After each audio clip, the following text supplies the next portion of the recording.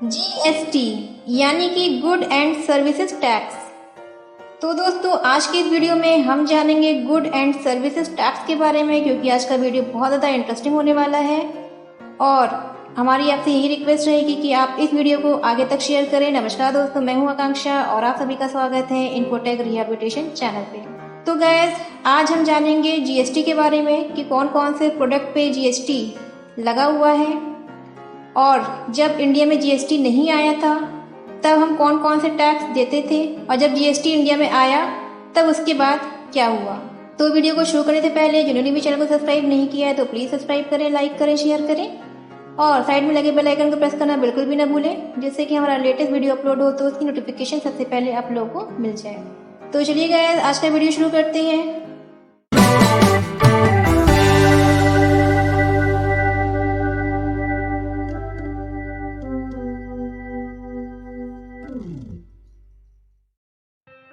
कौन से प्रोडक्ट पे गैस कितने परसेंट का टैक्स लगेगा, ये सही इन्फॉर्मेशन आपको मिलेगी आज के वीडियो में। जैसे आपको नाम पता है गैस कि गुड एंड सर्विसेज टैक्स, तो पहले हम जानेंगे कि गुड और सर्विसेज में क्या डिफरेंस है।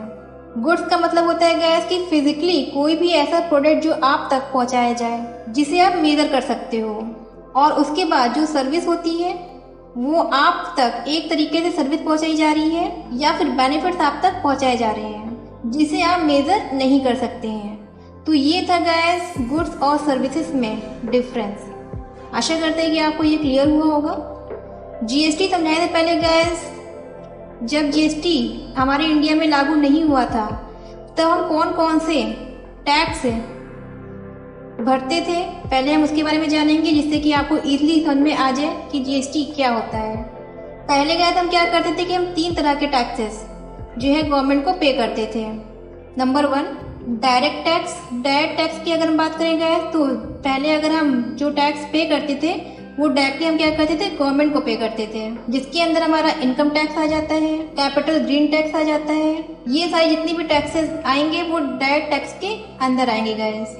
Number 2 indirect tax. इसमें क्या होता है कि हम डायरेक्ट जो है गवर्नमेंट को पे नहीं करते थे, जिन लोगों से पहले हम प्रोडक्ट खरीदते थे उनके थ्रू वो टैक्स जो है गवर्नमेंट को चला जाता था। तो उसके अंदर sales tax, services tax, custom duty, जो इसके ऊपर हमारे जो इनडायरेक्ट टैक्सेस होते थे वो भी 2 कैटेगरी में डिवाइडेड होते थे। जो आधा पैसा क्या होता था गया उस टाइम कि सेंट्रल गवर्नमेंट के पास जाता था, और जो उसमें से ज्यादा पैसा बचा वो जाता था कहाँ, स्टेट गवर्नमेंट के पास। तो स्टेट गवर्नमेंट के पास जो खजाना है, जो उनका बैंक अकाउंट है, वो हमारे इनडायरेक्ट टैक्सेस से ही भरते थे, और उसके बाद भी उसमें से जो कुछ परसेंटेज जाता था सेंट्रल गवर्नमेंट के पास। और अगर हम अदर टैक्सेस की बात करें तो उसमें भी बहुत सारे ऐसे टैक्सेस होती हैं, जैसे हम टोल टैक्स देते थे, तो ऐसे घुमा फिरा के बहुत सारे गवर्नमेंट को हम जो है टैक्सेस देते थे गाइस, जो शायद आज तक अभी हम में से बहुत सारे लिसनर ऐसे होंगे जिन्हें पता नहीं होगा। ऐसे करके हम कितने सारे टैक्सेस जो है गवर्नमेंट को दे देते थे। सो गाइस जितनी भी इनडायरेक्ट टैक्सेस होते थे सबको मिला करके एक बना दिया गया है। अब क्या हो गया, जीएसटी, जिससे कि हम पहले जो इतने सारे टैक्सेस भरते थे अब वो अब नहीं भरना पड़ेगा गाइस जीएसटी लगने के बाद। और इसे क्या हो गया कि अलग अलग अथॉरिटीज को एक सिंगल अथॉरिटी जीएसटी के नाम से बना दी जाए, जिससे कि सारे टैक्सेस उसी को पे किए जाएं। अगर हम जीएसटी की बात करें तो उसे भी 3 कैटेगरी में डिवाइड किया गया है। Number 1 CGST, number 2 SGST, number 3 IGST. अगर हम सीजीएसटी की बात करें तो वो सेंटर के पास जाता है, अगर एसजीएसटी की बात करें तो वो स्टेट के पास जाएगा, और जो आईजीएसटी है उसे हम इंटीग्रेटेड भी बोल सकते हैं या इंटर स्टेट बोल सकते हैं। एक स्टेट से दूसरे स्टेट में अगर कोई प्रोडक्ट भेजा जाए तो उस पर क्या लगेगा, आईजीएसटी लगेगा गाइस। तो घुमा फिरा के गैस एज अ कंज्यूमर हमको तो एक ही टैक्स देना है जीएसटी, फिर वो ऑटोमेटिकली क्या हो जाएगा, डिवाइड हो जाएगा। उसमें से कुछ पार्ट यानी कुछ पैसा चला जाएगा स्टेट को और कुछ पैसा जाएगा सेंट्रल को। अगर हम बात करें गैस की जो टैक्सिंग चीजें चल रही थी तो उससे जो है जीएसटी कैसे रिलेट करता है, उसके पहले मैं आपको प्रोडक्ट समझाती हूँ गैस। कौन से प्रोडक्ट पे कौन सी सर्विसेज पर कितने परसेंट का टैक्स लगाया जा चुका है जीएसटी के नाम पर। सो गैस टोटल 1211 प्रोडक्ट को डिवाइड किया गया है अलग अलग कैटेगरीज में। तो चलिए पहले मैं आपको बताती हूँ कि 0% टैक्स अभी किस पर है। Salt, bhindi, sindoor, stamps, milk, fresh food, vegetables, ये गुड्स हो गए गैस। जो कि आपको गुड्स की तरह ट्रीट किए जा रहे हैं। उसके बाद अगर हम सर्विसेज की बात करें जिन पर टैक्स नहीं लगेगा, वो है होटल या अगर आप लॉज में जाते हैं और अगर आपका बिल 1000 से कम बनता है तो उस पर कोई भी टैक्स नहीं लगता है गाइस। अगर हम 5% की गुड्स की बात करें तो उसके अंदर आएगा क्रीम, फ्रोजन, कॉफ़ी, टी। तो ये सारी चीज़ें थी और जो सिंपल मेडिसिन भी जो है 5% के अंदर आती है गाइस। और अगर हम सर्विसेज की बात करें 5% में तो हमको मिलेगा transport service, railway ticket, air ticket. इन सारी चीज़ों पर हमें 5% का जीएसटी देना पड़ रहा है गाइस। अब हम बात करेंगे गाइस 12%।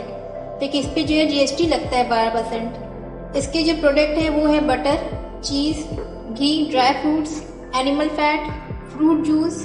अगर उसके बाद हम आयुर्वेदिक मेडिसिन की बात करें तो उस पर भी 12% का जीएसटी लगता है गाइस। अगर हम टूथपेस्ट की बात करें तो उस पर भी जो है 12% का जीएसटी लगता है। और अब हम बात करेंगे 12% की सर्विसेज की।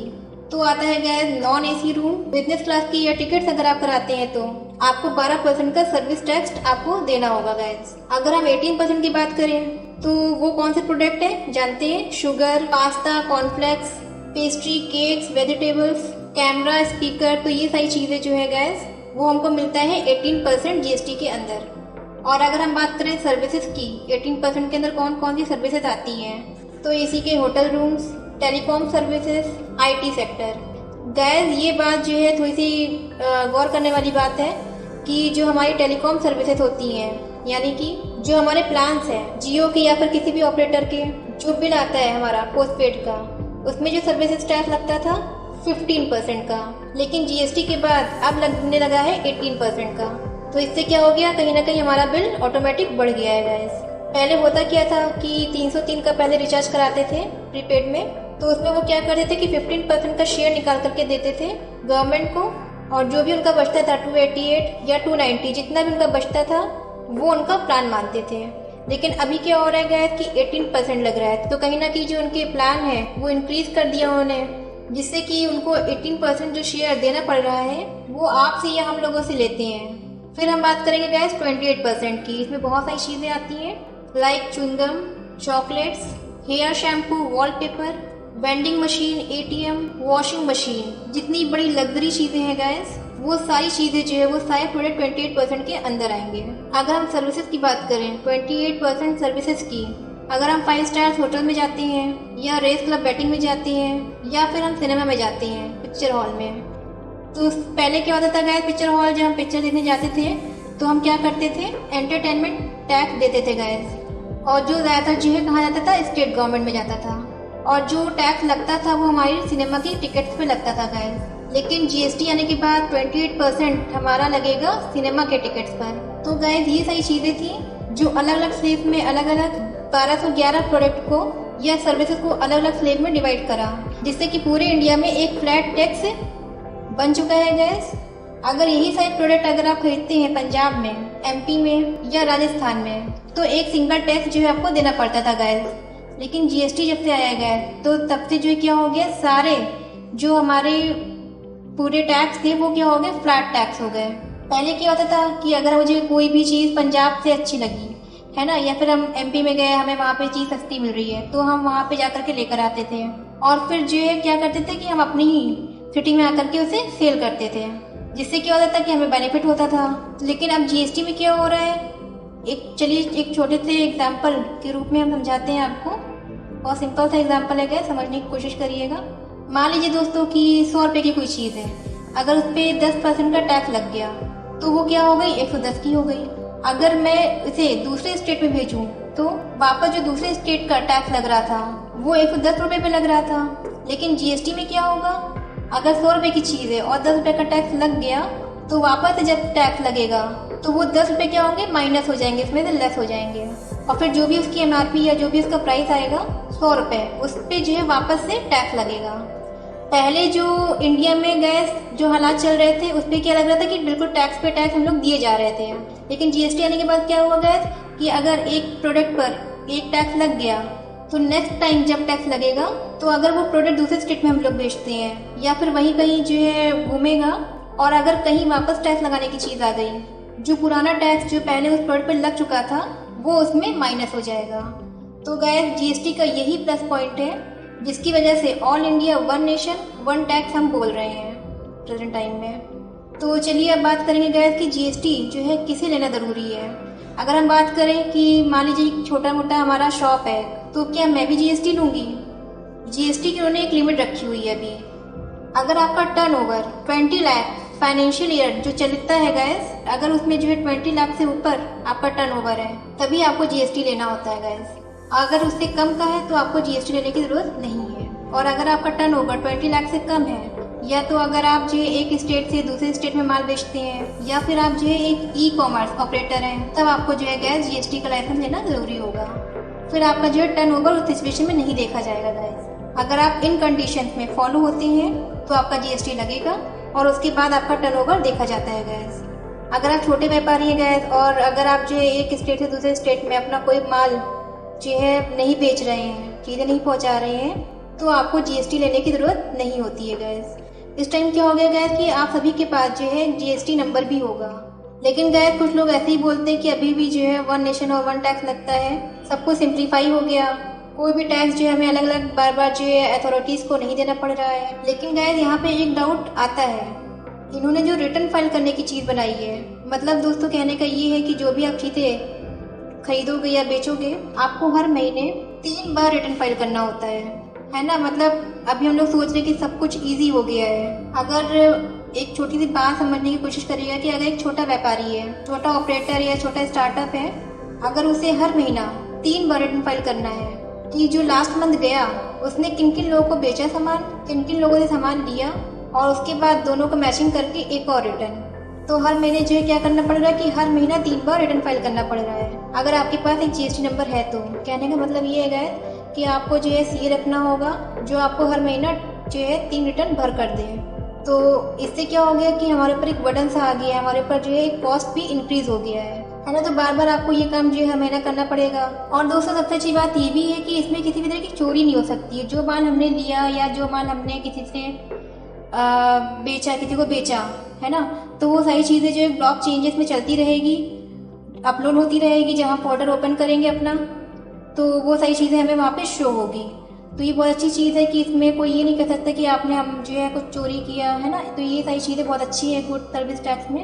तो कहने का मतलब ये है कि घुमा फिरा करके अगर कोई भी टैक्स चोरी करता था, वो अब टैक्स चोरी नहीं हो पाएगा।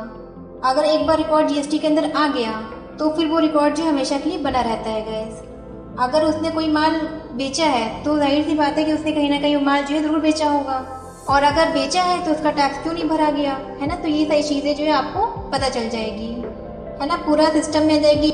एक तरीके से हम ये कह सकते हैं कि जो है ब्लॉक चेन चलेगी। जहाँ तक गया हमने क्या खरीदा, क्या हमने किसी को लिया, क्या दिया, तो वो सारी चीज़ें जो है हम ट्रैक भी कर सकते हैं gas. So gas I hope कि मैंने आपको सारी चीज़ें समझा दी है। आशा करते हैं कि आपको ये समझ में आया होगा। जो चीज़ नहीं समझ में आई तो प्लीज़ वो हमें कमेंट बॉक्स में कमेंट करके पूछ सकते हैं गैस, क्योंकि आज का जो वीडियो है बहुत ही ज़्यादा इंटरेस्टिंग है और मुझे लगता है कि ये सारी चीज़ें आप लोगों को भी पता होनी चाहिए। अगर आपके समझने में कोई भी प्रॉब्लम हो रही है तो प्लीज़ हमें आप कमेंट बॉक्स में कमेंट करके ज़रूर पूछ सकते हैं गैस। तो मिलेंगे गैस एक ऐसी ही नई इंटरेस्टिंग वीडियो के साथ। Thank you.